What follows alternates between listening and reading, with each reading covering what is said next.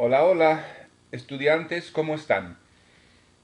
Aquí estamos para hacer un video sobre el participio pasivo, o sea, el past participle, que es una parte importante de la gramática del capítulo 12. Estamos ahora en el capítulo 12. Esto está en las páginas 391 a 395. So we're talking about el participio pasivo, the past participle. And you may know in English when you say things like sing, sang, sung, or today I eat, yesterday I ate, I have eaten. Well, the eaten part is the past participle. Today I sing, yesterday I sang, I have sung that many times. The sung is the past participle. The way you form the past participle in Spanish is for AR verbs, take the AR off and add ado. So hablar, hablado, estudiar, estudiado. For ER or IR verbs, you take the ER, IR off and add ido. So vivir, vivido, comer, comido.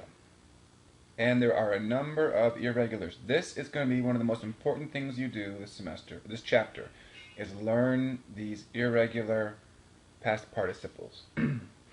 Abrir, abierto, cubrir, cubierto. Decir, dicho, hacer, hecho. Escribir, escrito. Poner, puesto. Morir, muerto. Romper, roto. Ver, visto. And volver, vuelto. Also, verbs where the stem, when you take the ER off, they take the ending off, what's left is called the stem. When you take the stem, when the stem ends in a vowel, like in leer, oír, creer, or traer, then you need to put an accent mark. So you get leído, oído, creído, and traído. If you didn't put the accent mark, you would get leído, oído, creído, and traído. It's different. You want the traído, creído, oído, and leído. Now, the first use that we're going to learn, there's two uses of the past participle. The first one we're going to learn is its use as an adjective. And like all adjectives in Spanish, it has to agree with the noun that it modifies. So for example, the verb cerrar means to close. When I say the door is closed, la puerta está cerrada. So you took the AR off, you added alo, and since it's feminine, describing la puerta, a feminine noun, you use the feminine form, cerrada. If you're talking about a masculine, you must say the book is closed, you'd say el libro está cerrado. So here, cerrada and cerrado both mean closed, and they're adjectives describing the book or describing the door. La puerta está cerrada, the door is closed. But I want you to notice, that doesn't mean closed is always cerrado, cerrada, right? Because we know that if you say, I closed the door, here we're using closed as a verb. Then it's cerré, I closed, cerré la puerta. But the door is closed, la puerta está cerrada. So here it's used as a verb, here it's used as an adjective. I just think it's good to point this out so you're aware of how you're using your language. Same thing here. La ventana está abierta. The window is open. You use abierta, the feminine form, because you're describing a feminine noun, la ventana. Same thing if you're feminine plural, las ventanas están abiertas. So the windows are open, and abiertas here means open.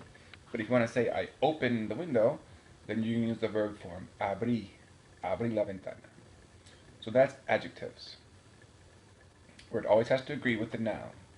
Now, when you use the present participle in this other way, which is called el presente perfecto, the present perfect, then you don't have to worry about having it agree. It always just stays in the masculine form, the O ending. For example, you use the form of haber and the past participle. And the way you conjugate haber, just like in English, is I have, you have, he, she has. In Spanish, it's he, has, ha. Hemos, ustedes han, ellos han. Y'all have and they have, spoken, closed, opened, etc. For example, ¿has estudiado los verbos? Have you studied the verbs?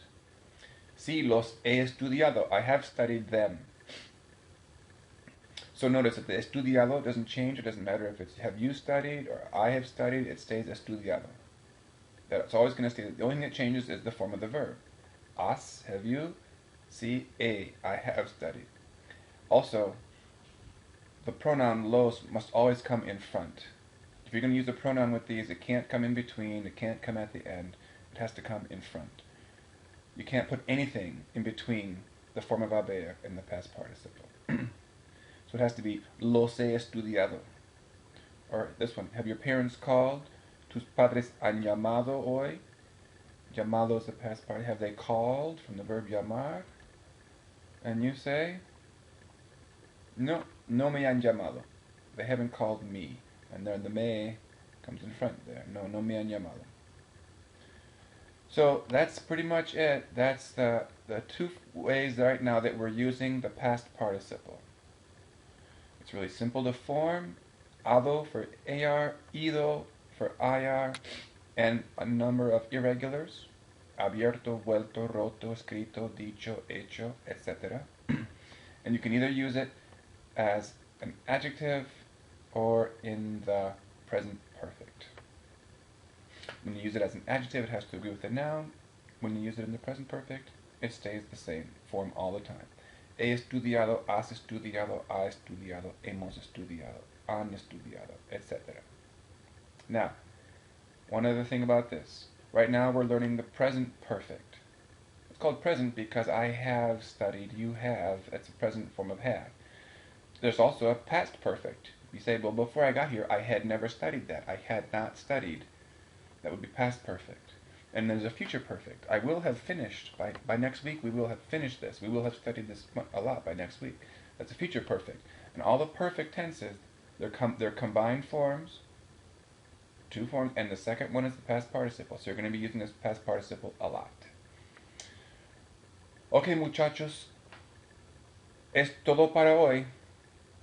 Adiós.